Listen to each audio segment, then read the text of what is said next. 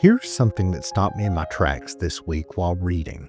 Peter calls believers living stones being built into a spiritual house.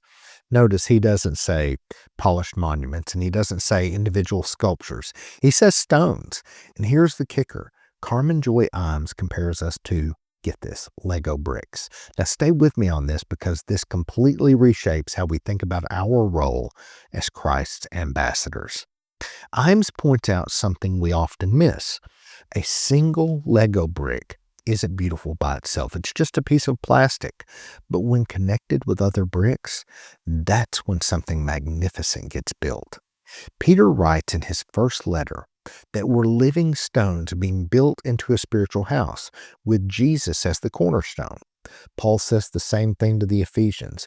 We're being joined together to grow into a holy temple in the Lord. Not individual temples, one temple together. And here's what grabbed me. Imes writes, on our own, any one of us is incomplete. We are meant to join with others to become something more than we can be by ourselves. As ambassadors, we can't fulfill our purpose alone. Think about it. Have you ever seen a solo ambassador? By definition, an ambassador represents their nation to others. But Scripture says we're not just individual representatives. We're collectively the dwelling place where God manifests his presence to the world. Paul makes this even more personal in 1 Corinthians 12, verse 26. If one part suffers, every part suffers with it. If one part is honored, every part rejoices with it.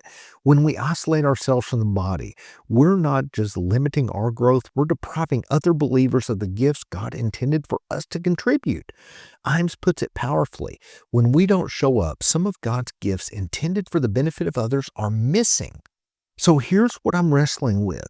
What gifts are missing from my church community when I prioritize convenience over connection?